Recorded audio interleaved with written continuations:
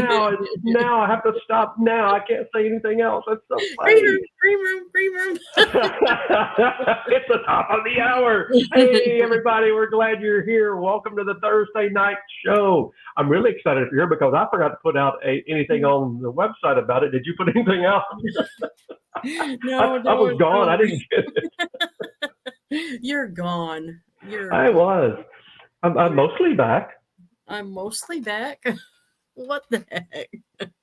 Well, I was gone earlier, but I came back. So.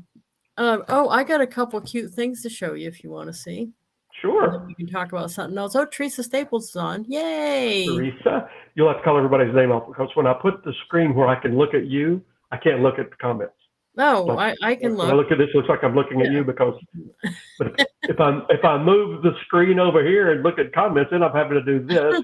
And it doesn't look like I'm looking at you anymore. And it's very confusing. And we have Facebook users said hello, Lisa and Jeff. So that's that. Put your name because I'm not seeing everybody's. This is from the convention because it was in my suitcase and I couldn't give it out because they had it. So if you haven't got one yet, make sure that you message me because I can send you one. Yay! Hey, Facebook users. Hey, Peg. Hey, Teresa. If you're the Facebook user, we can't tell who you are on this. Peg said, hey, and Penny Price is on. Yay, hey, Penny.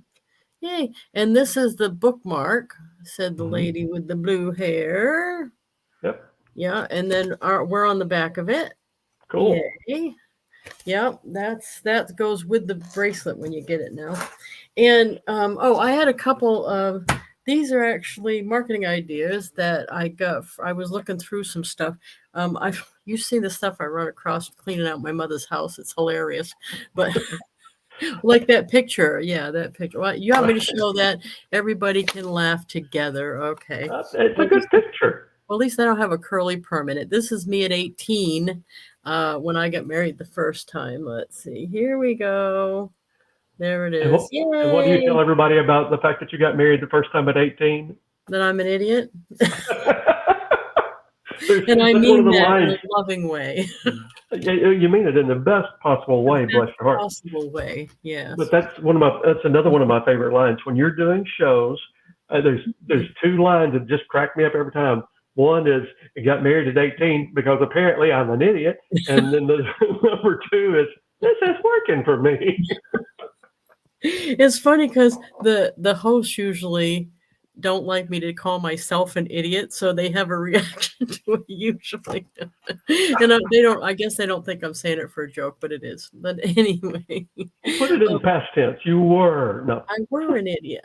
I were an idiot. You were? Right. Considering all the smart decisions I've made lately, I'm not sure. Okay, so this is November 2001. And I was doing a fundraiser. Now, what happened is I'm going to show this, but we don't currently have one on our line, but you could do it with another product. Or we used to have a stuffed animal of some sort every fall that you could use for a fundraiser. Now, I always tried to think of a name, and I didn't have the Chat GPT thing to help me. Tried to think of like a provocative name that made it easy to market. And this particular year, 2001, it was a teddy bear. And my tagline was, "Go bear for a buck." So, not for a buck. So it's BEAR, of course. So it was like, you know how in 7-Eleven they do a little parachute and you give them $1 and they put it in the window and then they donate all of those to MDA or something. It was on that idea. So I had a little store out here and they could put their name on a cutout teddy bear, and every time I sold 17 of the $1 ones, I bought one of these teddy bears and brought it to the police station up here. That's and cool. They carried them in the trunk of the car, so when they went out on a fire or a domestic and there was little kids, they could give them a bear. Right. So that's what we did. And this is in the newspaper. Yeah, I do have the curly perm in this one. Let's see. Can you see that? Very cool. So this is the police officers with the bears. You can see the bears there. And The reason I wanted to show this is because I came up with the idea to do it, but I didn't rely on somebody else to do the publicity. I brought a photographer with me to the police station when I brought the bears. I told them ahead that I was doing that, and we got a group shot. They called the officers in, because that is every officer in our town. I love it. Mayberry. But they called us all in, and then the newspaper ran this for me for free. So you have to be in control of that kind of stuff when you're doing stuff. You can't rely on the newspaper finding out on their own. That none of that stuff happens without you doing it. Right. And the whole idea of it too is an extremely, extremely positive thing. Number one, it's positive because you're doing something good, but it's also great marketing. We used to do things with the Houston Livestock Show and Rodeo, where we would give tickets away, give things away for people doing certain things, and we would make donations to the rodeo based on what they were doing. Nice. My next book that I'm going to be doing after the one that we're finishing up right now, he and I are talking about possibly taking a percentage of the profits and donating that to a charity and have that be part of the marketing efforts. And nice. he's going to pick out a charity that's really important to him, and I'm going to help support that. So, well, that's a great idea. Yeah. There's a term for it. It's called cause marketing. And it's when you pair your marketing efforts with a worthy cause, and you use that in promotion because it's a good thing. Everybody feels good about supporting that, and you're doing a great thing. So and it's also really good for your business. Yeah, and companies, big ones like Avon, have been doing that, like with the walk and stuff. Oh, by the way, I did the 2-day walk. I think it was 3 times, and the first time. I'm sorry. It was you slept over in tents in this big giant field with thousands of people. Now, you know me well enough to know tents is no. I consider camping when they don't have room service. I agree with you. Right. So, but I brought my crew from Curves because I owned a Curves franchise, and my manager down there's name was Esme. And in the middle of the night, oh my God, they were so mad at me because it was really horrible all day long, and it rained. And then we're in those tents out in the thing, and we were near the portalette. Oh, and in the middle of the night, I hear Esme. She's not in my tent. She's in a tent next to me. I hear her in the middle of the night. I hate you, Lisa Wilber.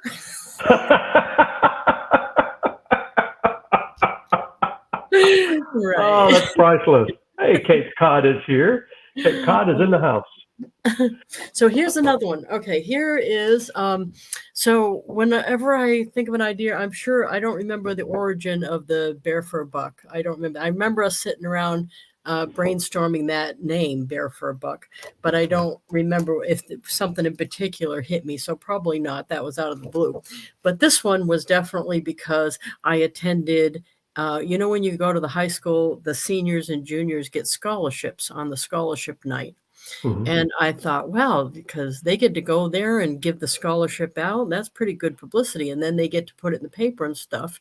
So I went to the guidance office and asked them how you do that. And they said, you just do it. You just fill out the little paper and do it. So a couple of years I did this. This was the Entrepreneurial Spirit Award. Whoops. And it has my Avon thing right here. And I had things you could enter and all that stuff. So if you see somebody getting publicity and it looks like a good idea, just do it. If I'd have waited to have somebody else tell me how to do this, or, you know what I mean, or think that it's only big companies, I could have sat there on the sidelines and thought that all along. Instead, I just did it. And you know what? It didn't matter. One of the years I didn't have anybody apply for it. So I got all the free publicity for nothing. I didn't even have to do the scholarship. So I didn't consider that a failure. No, it's not. Right. So even offering it was worthwhile because I got in the newspaper and everything. Yeah. Aflac had a big fundraising effort for, I don't remember what year it started, but it was a long time ago. And then there's a children's cancer center in Atlanta, and Aflac has donated so much money, and the field force donated so much money that they now call it the Aflac Cancer Center for Children and Blood Disorders. Wow. And But if you did enough of that over the years, it really adds up. And Laurie and I, the whole time I was still active with Aflac, we donated a lot of money over there. There's even a room, I guess they still have it there. That's a room that they've got our names as a plaque. This room's donated by Jeff and Laurie West, because Nice. it adds up. And I did it because it's close to my heart, but it's also, again, it's a great business mindset that if everything you're doing, if you're doing it and you're supporting good causes, good things happen for you. And in your case, you did both of that. And even on the second thing, where you're talking about that, even if you didn't have anybody enter that, it's okay, because it's still, your heart's in the right place. You're trying to do good and spread that good in the community. So it's all good. Well, to me, I even then, and I still think this is true, they don't talk enough about being an entrepreneur as one of the choices. Right. They act like college is the choice everybody has. So I thought that then, I'm thinking that still, and this is 22 years later. So, hey, Peg's on, and she said raising awareness in the community while raising awareness of what you're doing is genius. Clearly, you are not an idiot. Clearly. I'm voting with Peg. I'm going to vote with Peg on that one. So. And Lori from Cape Cod's on for sure. Cool. Yay. Oh, Peg says, idea came out of the blue. Good one. Out of the blue. Yeah. And I got one more to show you. And then we can talk about something else. These I made, I wasn't as good making them later on, but when the first trips, probably the first 20, I've gone on 40 something trips from the company. The first 20, I was better about it, but I would make laminated, I took a big legal sheet and I would put souvenirs like this one happens to be a cruise one. So I've got, a picture of the ship, a picture. This is me and husband number 2 on there. Yeah. And then a map of the little island we went to and our key cards and stuff. But why I liked this is I laminated it and I could take it with me places. And where I got the idea from, and actually you talk about it in the book, I think, is when I did Princess House for a while with Nancy Rickmeyer, one of their things they did every time they did a party in Princess House is they told their story. So one of the aspects of my story has been earning the trips. So this was a visual aid. They call them visual aids. So I had my visual aid. And it also was great when I was standing doing a booth or something, if I did the fair or the flea market, because it gave me something to talk about. They'd be like, where was the last trip? And I'd be, oh, we went here and look at this. This is awesome. And I laminated it to make sure, like all these years later, it's still good. And I've dragged this all over the world with me, literally. I've dragged it around. So save your stuff. We call them visual aids. The current generation calls them graphics or apps or whatever. So, but now what happens to me, if I see something like that that's tangible, I find myself getting my hand up there and trying to go, hang on, let me get my hand up there, trying to go, I need to make it bigger. Oh, yeah. Oh, I've done that on a real book. And I'm thinking, yes, I am an idiot, aren't I? Yeah. That's not idiotic. I'm doing it too. That is not idiotic. Oh, right. And this is the other thing I'm doing is the lipsticks and stuff, and even like little boxes of stuff. I can no longer read it because I refuse to let them give me bifocals. Right. I don't have bifocals, even though I was prescribed bifocals. I wouldn't buy them. Anyway, so I got my big giant eyeball thing. Put it right in the center of your head. I want to see it. Yeah. No, you go like this and you go, oh yeah, that's what that says. Oh yeah, that's a good idea. Thank you very much. Look like a cyclops there. Thank you so much for that. Well, I started wearing readers when I was 38 years old. That's when my reading distance started getting kind of bad. And these are actually those progressives. And there's a little bit of a prescription in the top, but not much. But it's really for the readers. But they also they will darken as they go outside. So I'll use them as my sunglasses. So I'll be driving around and they'll look just like sunglasses. I was going to say you started falling apart before me, but the reality is you started admitting that you were falling apart before I would admit it. That's Hey, Laurie has progressive too, she says. yeah, trifocals. I still can't see. Yeah, I wear. Matter of fact, you probably never see me wear glasses, but I wear them when I drive only. See? Drive, or if I'm watching TV across the room, or if I want to see somebody waving to me that's more than a foot away. Hey, But like Laurie Walsh, What- Laurie Walsh, these glasses, I got a special kind of progressive that I don't know if everybody has them or not, but I always struggle with progressives too because the field of vision was so narrow and it went down. I looked this way or that way, it was totally wrong. It was odd. But these are really wide progressives, so it's much better. These have been the only ones I could handle. Now, a Facebook user said I always misplacing the readers. Now, you know what did happen with me is I tend to wear my glasses on my head, which you wouldn't know that either. So I go around with glasses on my head all the time. And Yeah. what was funny about it is when Alex got his first pair of sunglasses, he put them on his head. He thought that's where you wear them. He picked him up and put him right on his head. Like, what are you doing? Well, now I have a question for you. Have you ever done this? Yeah. And they'd be going, where the hell are my glasses? Oh, well, I've done this and had ones on here and had them up there, and that looks stupid too, right? I have seen people do that. Yeah, that was Sometimes interesting. in the mirror. Yeah, it's only bad like at the convention when there were so many people and a lot of them were far away. You know, if somebody's like waving at me, I'm thinking in my head, are they looking at me? Oh, I do have the duck thing. You liked this, didn't you? That was so loud in person. It's not loud now. And not as bad as it was in person. I think maybe it's because every time you would do it, I would be right beside you and it'd be right in my ear. Oh, yeah. I think it's fun to bring something like that to convention. Yep, They, absolutely. yeah, and send out cards. I think we didn't do that, did we, Peg? We had the big cards. That was something different. And with send out cards, though, when we went to the thing in January, I guess it's because I don't know them. Like I've been on 40 trips with the other people, or Right. a lot of them. And so when we're out there, Peg kept going like she does when we're on Zoom calls. Raise your hand. Why aren't you saying something? I'm like, I'm not going to say anything. Peg is not just an influencer; she's an instigator. Yeah, she won't let you not participate. Oh, yeah, I didn't We have all need a friend like that. So.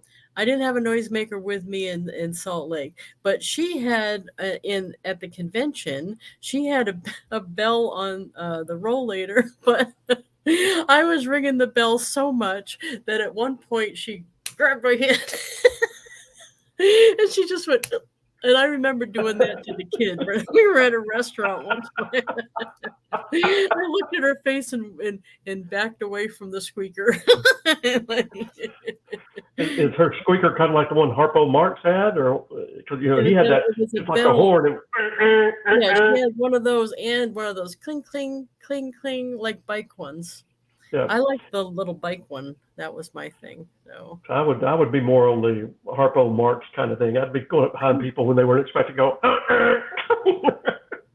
You know what's funny? Oh, and then I had the selfie stick. Oh, I'm looking for it. The selfie stick with me up there, and I didn't use it that much this time, but I have. I think it's important to go. You must have had AFLAC conventions or big region functions, and I think it's important to go and be happy, excited, and have a squeaker or whatever you're going to do. Because if you're not going to be, you're the people looking at you. If you're a big leader, right? And you have to absorb the moment and get into it. Especially if you're leading a team that's there, and you set the example. If you're having fun, they're going to have fun. Yeah. And if you're sitting there, maybe not having fun or kind of quiet, that's what they'll do too. And the experience is better, especially for newer people. If everybody's excited, everybody's having a good time, and it helps them build their picture of what they're doing. And You know, it's even if we get in a little bit of trouble, we, just told me you were using the naughty rule. well, I consider an event like that not a success unless we get shushed from stage. Until we get shushed from stage, I really am not you impressed haven't with us. you Yeah. haven't achieved your goal until that happens.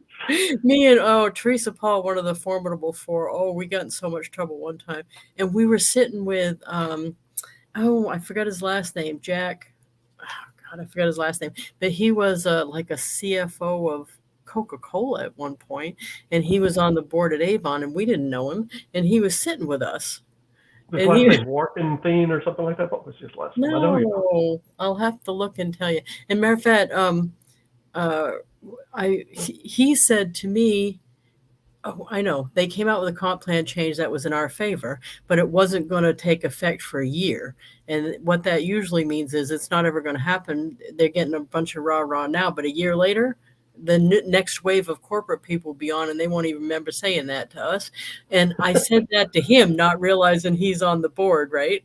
And he said, out of all the people in the room, I expected you to be the happiest about this announcement. I said, you're talking a year away. I'll be happy as all get out if a year goes by and you actually do it. I said, I bet you $20. The three big corporate people that were there, including him, I said, I bet you $20 at least one of the three of you won't be here a year from now. And did you win your bet, and did he pay up? he actually took me to lunch at a fancy place with the kid in New York. It was hilarious. Yeah, it was hilarious. But he was a good sport about it. Lori Walsh is saying that the trouble, naughty behavior is a must. That's what makes it fun.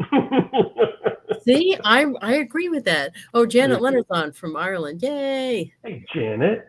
Yeah, you should see the pictures of her daughter in her at the formal doing, because I think she's a senior, doing like the senior stuff. Oh, right. It's so nice. That dress is so pretty.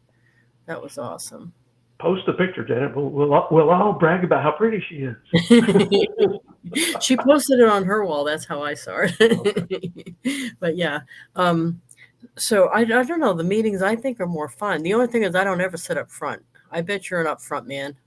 It depends on the meeting. Oh. If it was a meeting that I was trying to learn something, retain something, I'm an upfront. I want to get the best possible experience, notes, and all that. If it's a fun meeting that is just there for entertainment, not necessarily up front. Yeah, I don't ever sit up front because I get in trouble. You're afraid they'll call on you with your blue hair. Yes, the lady with the blue hair. What's your question? Well, even before that. Oh, did I tell you something fun that happened? You'll like this because you're all into thinking this is awesome. But I go to this was a women's conference, and it was a few years back now. It was in New Jersey. I drove down for it. It was one new to me. I didn't know the people. And the women that were running it didn't know me. I was trying to get into a new group, which I did, and I met them all and later ended up speaking for that group. Right. But the first time I went, it was so awesome because it just so happens one of their speakers I did know. And I was sitting at the table with people I didn't know. And he says, you guys don't even realize who you've got sitting in your audience. And you've got this person that's done all this, and this. And as soon as he's on the third tick, I'm thinking, oh, it's me. He's talking about and I met him in the hall. He didn't see where I was sitting. So right. I was like so embarrassed though. I acted like I was looking for her too. So he said, she's here, she's doing awesome. And I'm like this looking for her too. I mean, what do you do? Stand up and bow? What do you do? So I acted like I was looking for me too. Oh, where is she? I want to see her too. One of my favorite lines I've ever heard is, "Are you looking for me? I'm not him." I mean, I really liked it that he went on and on. I was just embarrassed in the moment. You know what I mean? Yeah. Well, I was playing golf last Friday with some friends, and one of the guys that we were playing with is from Amsterdam. and very neat fellow. And my other friend knows about the books and a lot of stuff. Me and the guy from Amsterdam are riding in the car, and he says, "I got a question." I said, "What?" He said, "Are you famous?" And I said, "Not necessarily." I said, in a sphere, I'm known. As far as outside that, I told him, I said, Bob Berg, who's a dear friend of yours and mine, I said, got a friend who has, somebody was referring to him as being the most famous person people may not know. Well, he is. I mean, huge. Right. And, he's just. That's why whenever, you're the same way with me. When someone says that I'm famous, no, I'm not, because not even Bob is famous, and he sold how many million books? Oh, well over. It's got to be over 2 million. I know it's well over 1 million. I think it's over 2 million. Probably closer to 3. John David Mann sold more than 3 million books. I don't know how that disperses through there. Sorry, now finish your story. I messed up your story. Oh no, and you don't remember it. No. I rebooted. Hang on. This is my mind right now. Oh, back to G. Okay. But I told him, I said, I don't think of myself as famous. I said, but people in certain areas would know me. But I said, it's really more that I'm infamous in a lot of counties. I can't go back to some of them. Well, I mean, you give me a hard time, but in reality is I'm known by a few people in one little company, one little segment of one little company. That's it. No, you're known by a lot more than that, and that's good. I think you saw this the other day, or maybe I tagged you in it. I had somebody. It came up in my memories on Facebook, or somebody had posted a picture, and it was a college age picture. Yes, I like that. Yeah, like 80, 81-ish or whatever. Good looking dude. Not I'm not talking about the one where my picture was in the local paper. I'm talking about a big college picture that had the trumpet section of the band in it. We had a huge marching band. Yeah.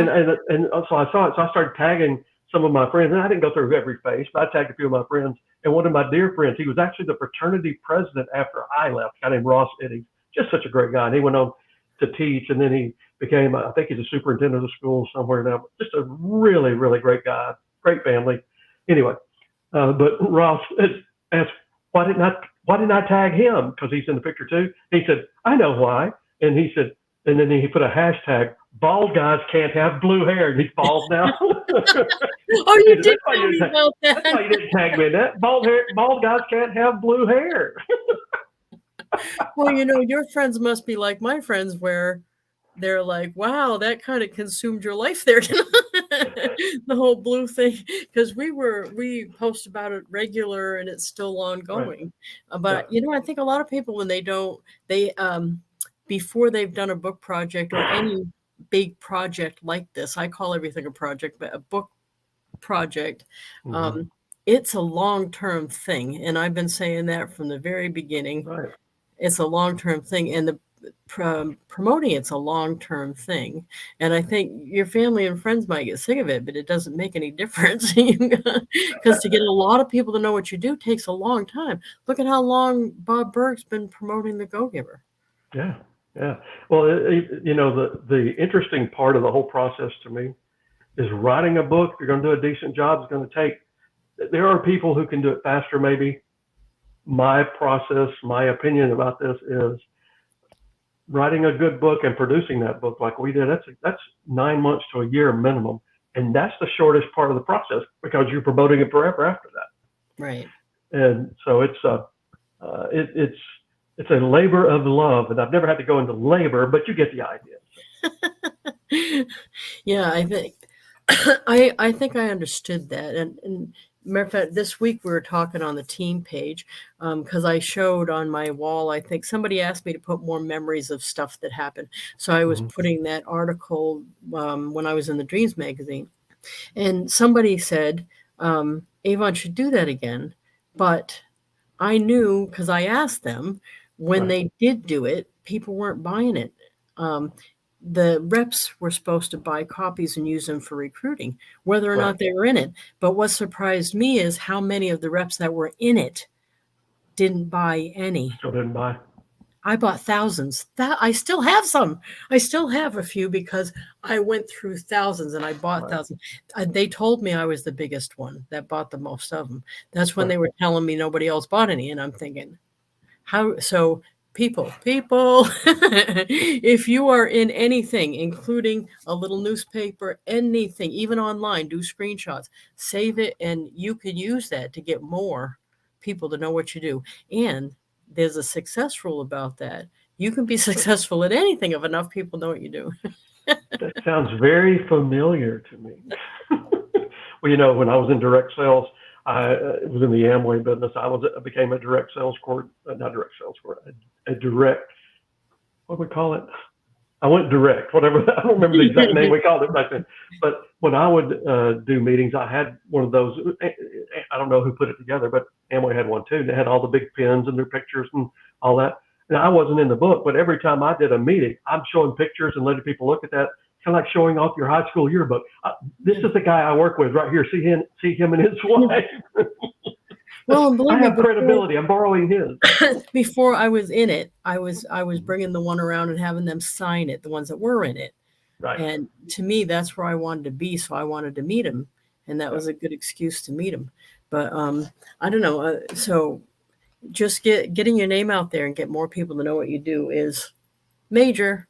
Hey, don't forget, you and I talked about it, and you'll have to invite me and help me remember when, because I got so many things going on. But the Tuesday about me getting on your call on your because they asked me where you were this past week, but we didn't set it up ahead. So I will. Just yeah. Be in charge and wrangle me a little bit on that one, because I'll get scattered. I like being in charge. Green room. I'm gonna be in charge of you.